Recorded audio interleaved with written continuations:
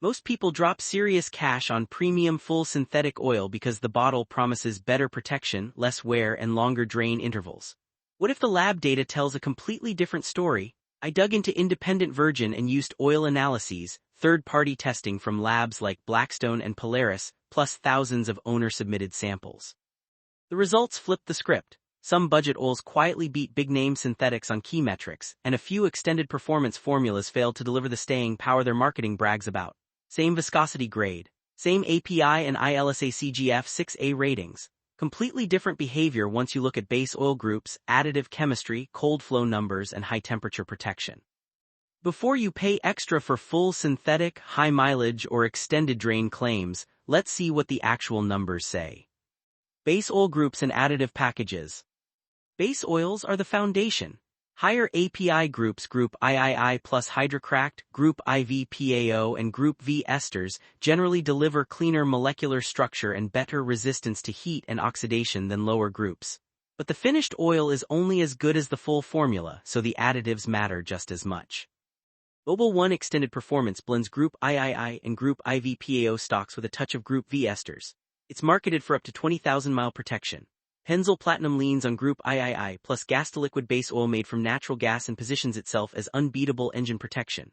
Valvoline High Mileage is a synthetic blend of Group II and Group III stocks plus seal conditioners aimed at engines past 75,000 miles.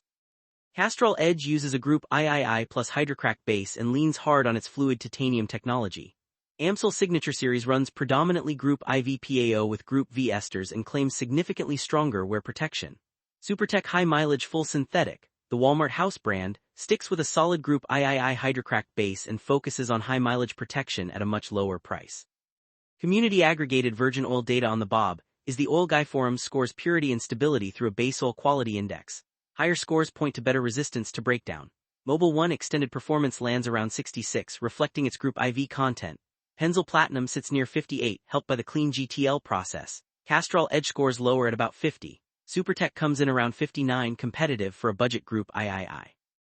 Amsoil's ester blend consistently draws praise in forum discussions for oxidation resistance, while Valvoline prioritizes a cost-effective mix that still supports seal health. Additives finish the picture. Anti-wear and friction modifiers such as molybdenum and titanium can shave friction 1% or 2%. Independent bench testing shows Pennzoil Platinum carrying solid molybdenum levels that help under high stress. Castrol Edge brings titanium into the mix, which shows up as lower evaporative loss in some side-by-side tests.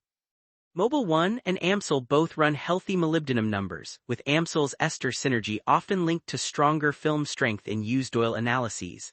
Valvoline High Mileage leans on boron-based modifiers for seal compatibility. Supertech sticks with conventional molybdenum levels and still holds its own in gear wear simulations. Detergents, dispersants, and antioxidants keep the engine clean and fight oxidation. High-mileage formulas from Valvoline and Supertech add extra seal conditioners to reduce leaks in older motors. Consumer-submitted used oil analyses compiled by Blackstone show Amsoil carrying high calcium levels that correlate with lower sludge and teardowns. Mobil 1 posts solid cleanliness numbers but sometimes higher iron wear rates. Pennzoil's GTL base helps with dispersancy and frequently ranks near the top for low deposit formation in aggregated forum data. Valvoline balances calcium and magnesium for varnish control. All of these oils stay under the phosphorus limit required for catalyst compatibility, with zinc levels varying but remaining within API boundaries. Patterns from thousands of owner samples show Amsoil often leading on longevity metrics, yet no single oil dominates every engine and driving condition. Protection and performance metrics. Chemistry only matters if it actually protects metal under load. For scar tests and sequence engine simulations measure how well anti-wear additives shield parts under pressure. Film strength data from large independent compilations put Amsoil Signature Series at the top of this group, followed by Valvoline High Mileage, then Pennzoil Platinum. Mobil 1 Extended Performance and Castrol Edge sit in the mid-pack, with Supertech close behind the name brand blends. Every oil clears the minimum requirements, but the gap between the strongest and the rest is real.